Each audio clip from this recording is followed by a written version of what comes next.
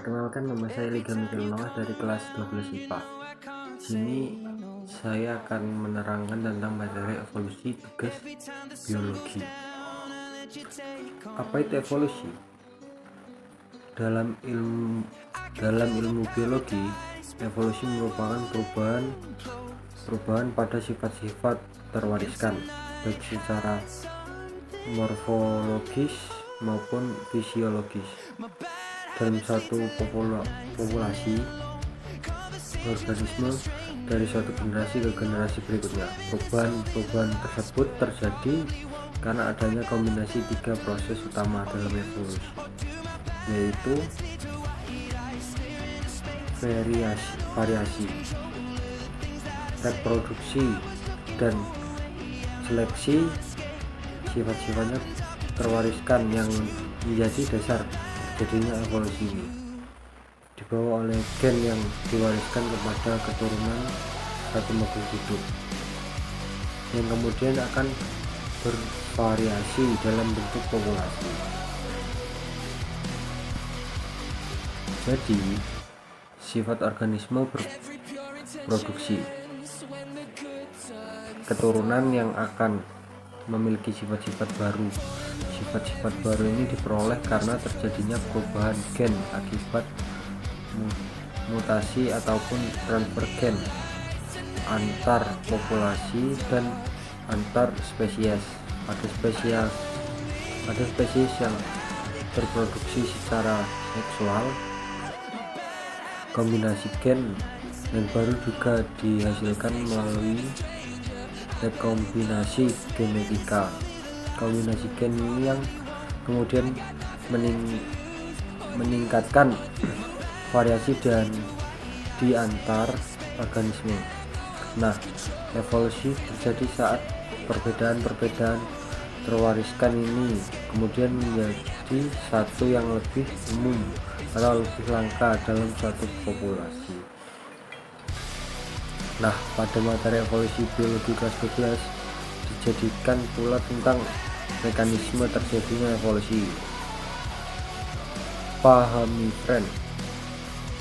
Ada dua mekanisme utama yang mendorong terjadinya evolusi, yaitu hanyutan genetik dan seleksi alam. Hanyutan genetik adalah sebuah proses bebas yang menghasilkan perubahan acak pada frekuensi sifat atau populasi.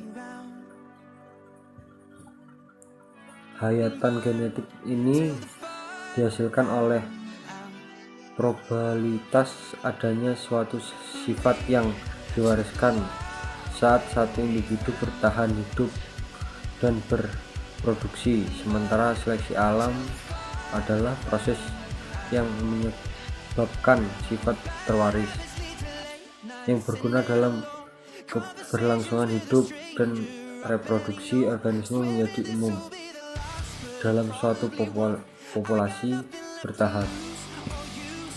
Sebaliknya, bila sifat terwariskan dalam seleksi alam ini tidak menguntungkan atau merugikan, sifat terwariskan tersebut akan lebih berkurang dalam suatu populasi.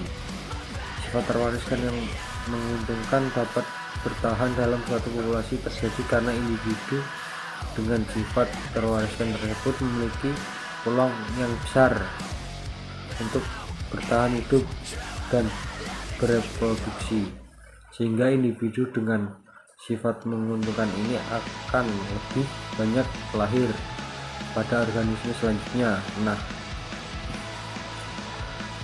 setelah beberapa generasi, adaptasi akan terjadi lagi melalui kombinasi perubahan kecil sifat yang terjadi secara terus-menerus dan acak melalui seleksi alam. Sekalipun perubahan yang dihasilkan oleh hayutan genetik dan seleksi alam ini kecil, perubahan tersebut akan berkumulasi dan menyebabkan perubahan substansial pada organisme. Proses perubahan ini mencapai puncaknya saat terciptanya suatu spesies yang baru. Makanya tidak mengherankan bila fakta adanya kemiripan atau organisme dengan organisme yang lain kemudian menjadi dasar dari teori evolusi.